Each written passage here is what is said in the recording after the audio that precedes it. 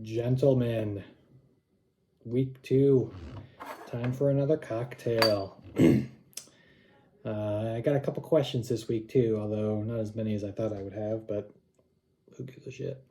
So, this week I'm playing Eric. This should be exciting.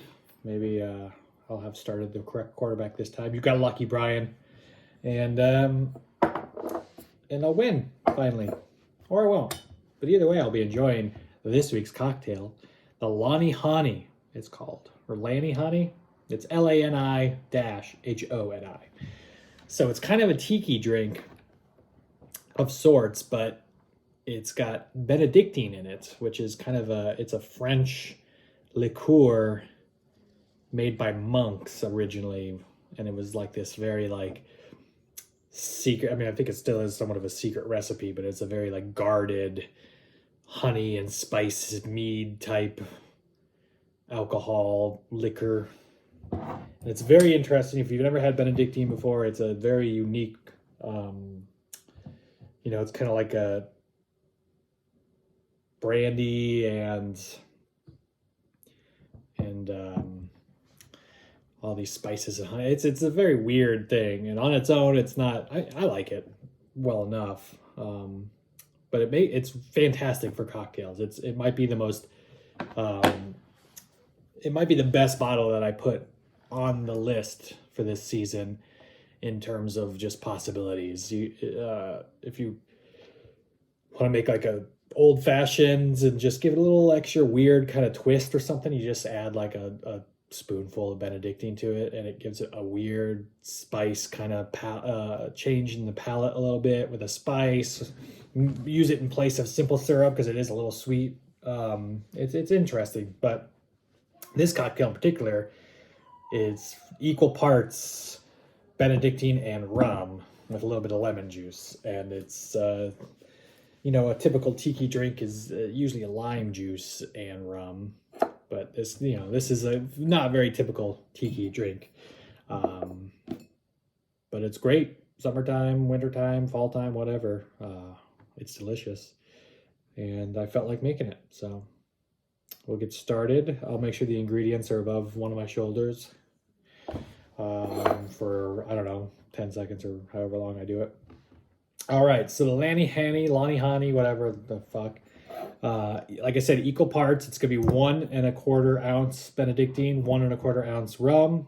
Light rum is what it calls for. If you made it with a darker rum, I'm sure it would just be more molassesy and rummy.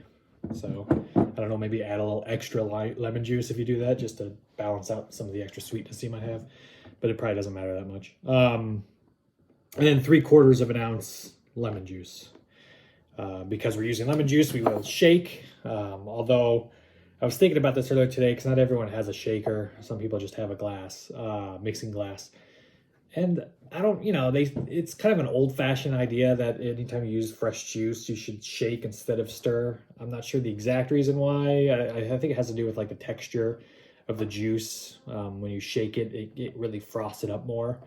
And also like aerates it and helps the acidity from the citrus kind of like mix into everything better, I guess. But I've stirred drinks that have fresh citrus juice in them before, and it's fine. Like I don't think it's a huge deal. So if you don't have a shaker, that's fine.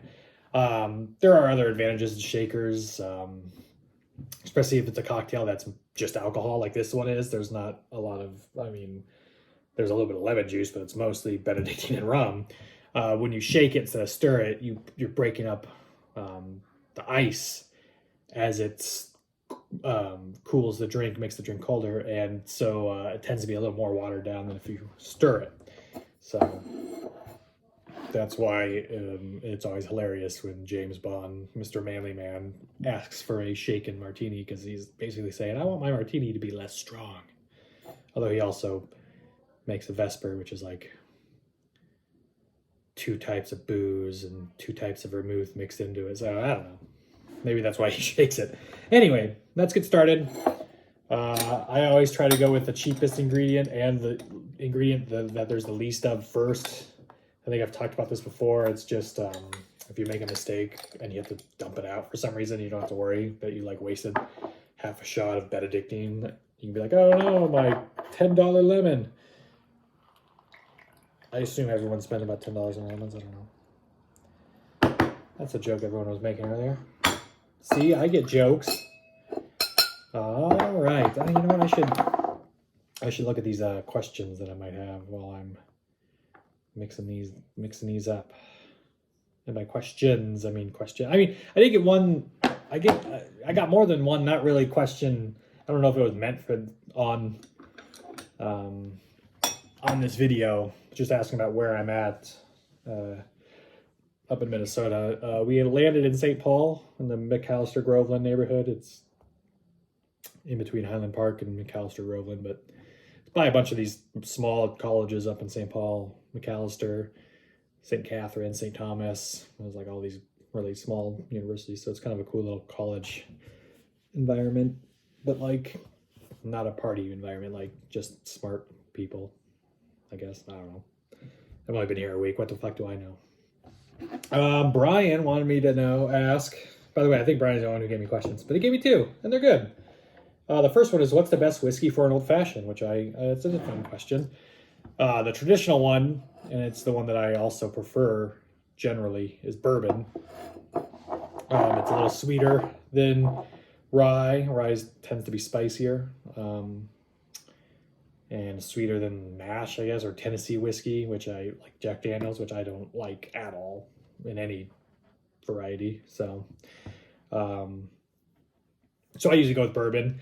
But, interestingly, with this question, I've lately been trying other styles of whiskeys in your old fashioned, and a traditional old fashioned is the liquor based whiskey usually, and then some bitters, small amount of bitters, and then something sweet to balance it out too, simple syrup or a sugar cube or something.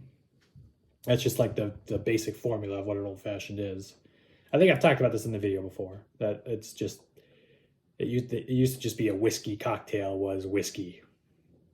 And then, well, before that though, like if you wanted a cocktail, it would be whiskey with like a bitter and a sweetener. And then it changed over time briefly, but people would still go in the bar and say, hey, I want a whiskey cocktail, make it the old fashioned way. And that became an old fashioned. But you can mess around with what the bitters and sweeteners are based on the base liquor or whiskey.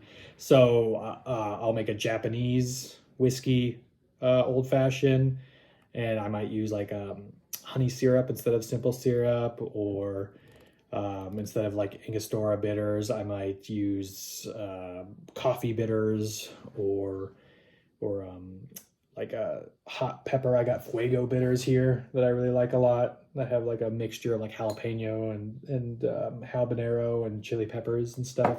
It's kind of an interesting one. Colato mole bitters. I really like these mole bitters a lot for various different cocktails. And actually one of my favorite old fashions that I've made recently is old fashions made with scotch. And I don't use like one of my nicer bottles of scotch, because it just seems silly to spend, $60+ on a bottle of scotch and then mix it with a bunch of stuff, Although an old fashioned's barely mixed, but still, I prefer not to use more expensive stuff. But if you get my preferred like mixing scotch is Monkey Shoulder scotch. It's just good for making mixed cocktails. It's not overly priced or anything.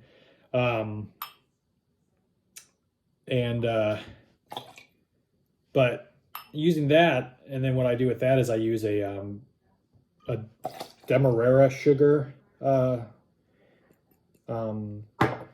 sweet simple syrup that I make myself, and then I use cocoa and coffee bitters with it.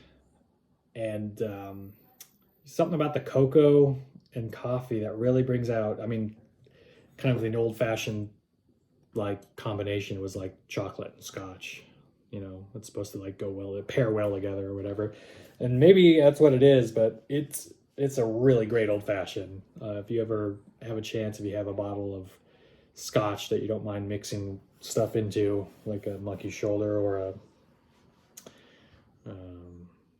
oh no, I can't think of any other cheap whiskey or cheap scotches. Anyway, there's plenty of them. I recommend it though; it's really good. And just mess around with different sweeteners. I like to make an Oaxaca. Probably didn't say that right. Old fashioned with mezcal and a little bit of like agave syrup and those mole bitters. That's really a good way to enjoy mezcal or something. So anyway, that's what I would say for old fashioned. Stick with bourbon if you're just going run of the mill, but don't be afraid to experiment a little bit and try different things.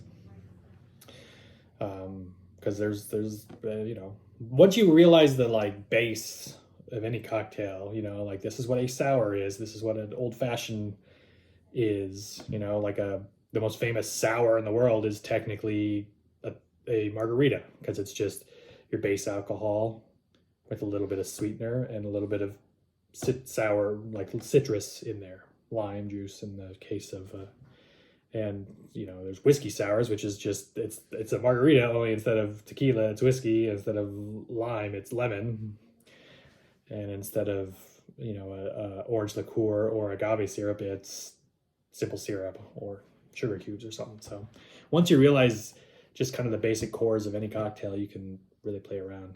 All right, so I got everything in my mixing glass, but no ice. So I'm going to do my little magic ice trick where it seamlessly, but not at all seamlessly, looks like I just got up and came back with ice. I'm also going to come back with my glass filled with a big old ice cube in it because this drink is served on ice. So I'll be right back. And I'm back.